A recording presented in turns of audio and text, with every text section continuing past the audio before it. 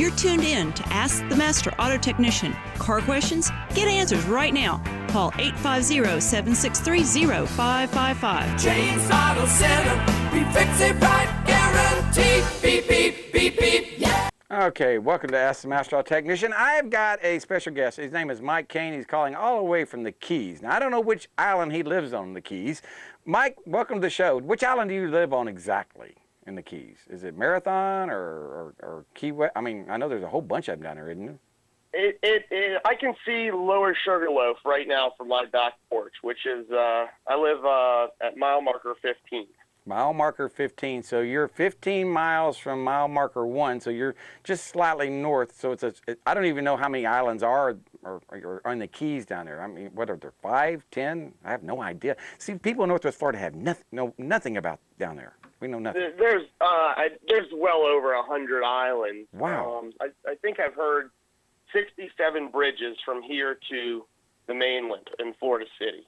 67 bridges, and so maybe that's why y'all need to be your own republic down there, the Conch Republic then, because if you ever have a hurricane, how do you get out of there? I mean, you can't, I don't see how you can, you know. Well, if it happens, usually, the plan is just to be prepared at a time and buckle down and just stay.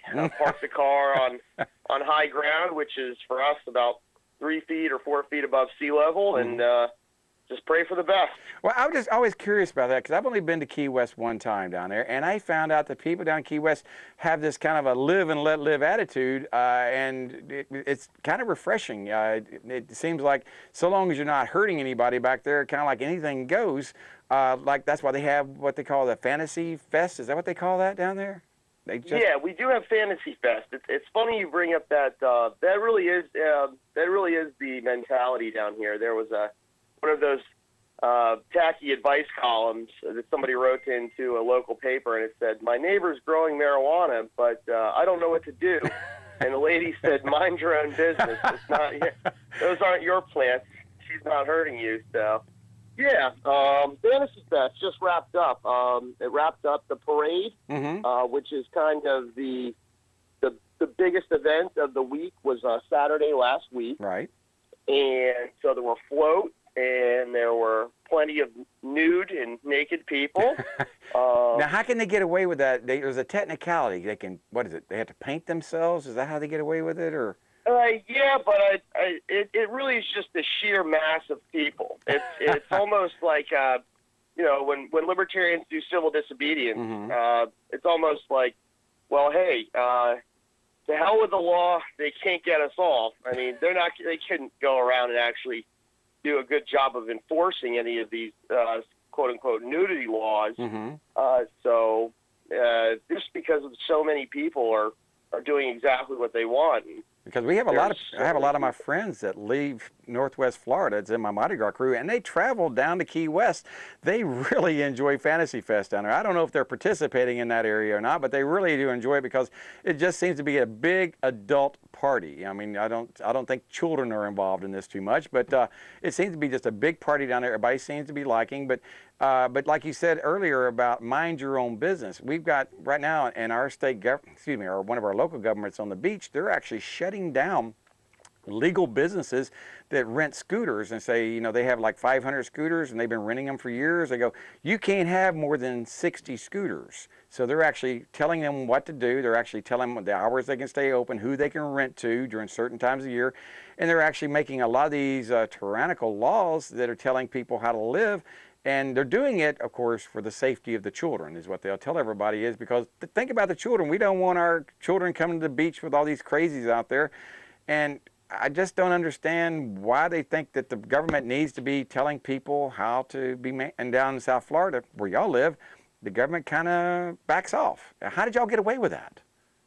Well, I think part of it is there's always some people who are complaining about things like that, but one part of it is certainly the economic boom. I think that if people didn't come and spend as much money as they do come to spend on Fantasy Fest, I think we probably wouldn't be having this conversation because people just come down here and there are people who have come every year, and it doesn't matter how much the hotel room costs. Mm-hmm. It does, and they're going to do what they want to do because this is their 1 week out of the year that they're going to do it. That doesn't matter. You can add 2 zeros to the price tag, and they're going to do it anyway. It's what I'm seeing. It's what I'm hearing. People really enjoy going down. The first time I heard about it, I said, man, that sounds like it gets crazy. You know, it sounds crazier than Panama City Beach, but what I'm seeing down there is it's kind of like the police say, okay, look, they're not hurting anything, they're not doing anything wrong. The law says they're doing things wrong, maybe, but they're not hurting anybody, and they're letting them, live and let live. We're here on Panama City Beach. We got people saying, okay, you're a business owner, you can't have this because you're contributing by renting motorcycles to people that aren't safe. And I say, well, you should get the people who are not acting safe and penalize them, not the businesses. And yet it seems like maybe but that's what y'all have done down there. Y'all don't penalize the businesses, but they penalize the people that are causing the problems. Is that? Yes, exactly. You really have to be out of line here at any time. I mean, I think that there is actually technically an open container law in Key West. I've never heard of it being enforced. I've never read about it or heard about anybody ever getting one. I've had a conversation with a police officer on the street corner with 2 beers in my hand, and I've been drinking them.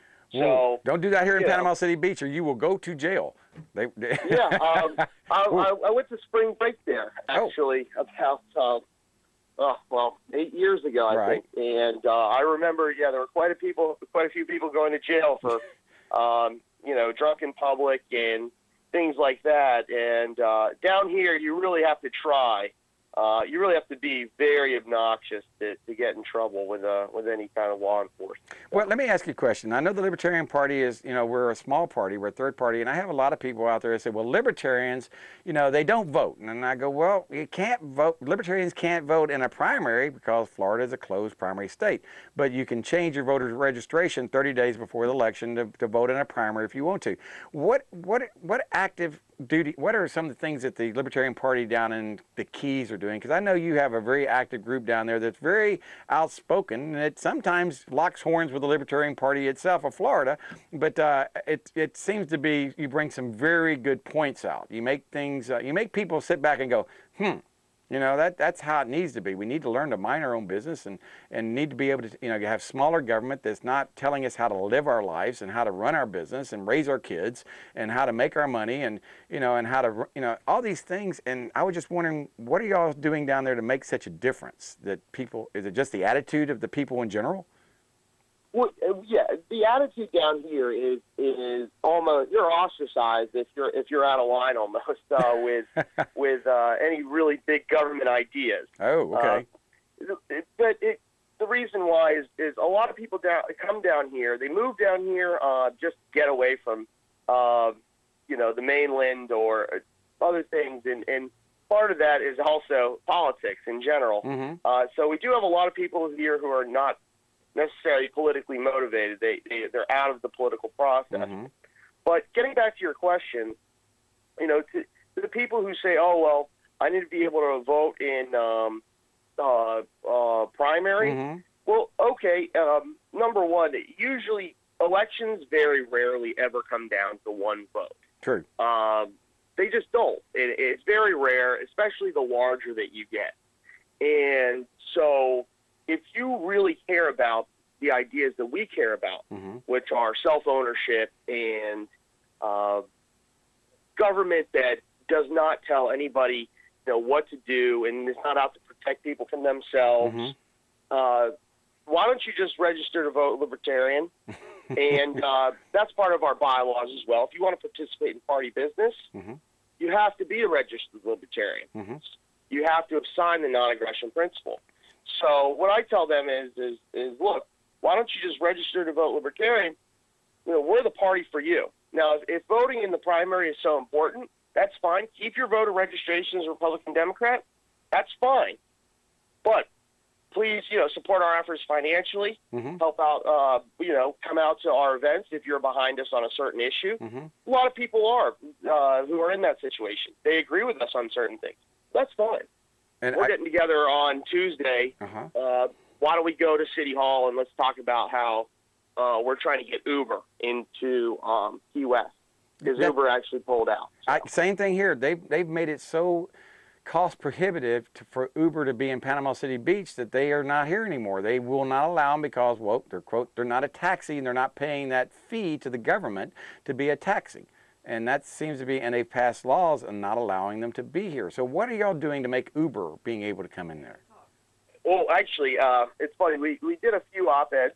We've all written our commissioners, which that hasn't worked. So right now we're in the process of planning something a little bit probably more aggressive, so to speak. I think we're going to go to a city hall and ask that it get placed on the agenda again next time. And when we do, I think we're going to have a very good turnout and hopefully take over City Hall.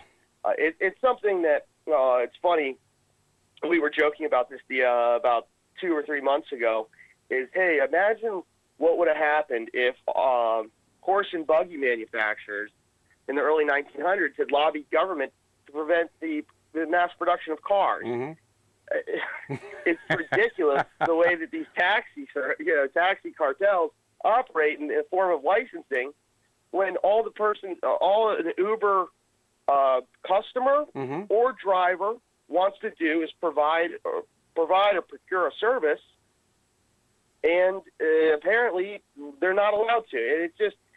It's protectionist in nature. It's inefficient, and there's practical reasons why Uber should be there, is because it's actually a much superior service.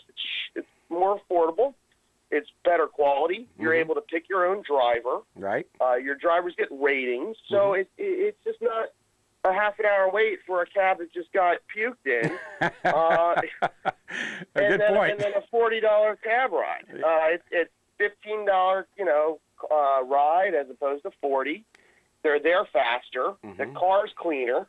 The person's nicer.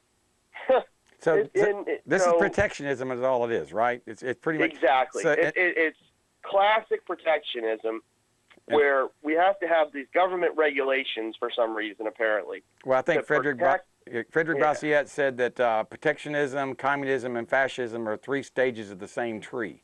So, and that's what it is. It's tyranny. It's governmental tyranny by picking the winners and losers. Am I correct in that? It really is. It really is.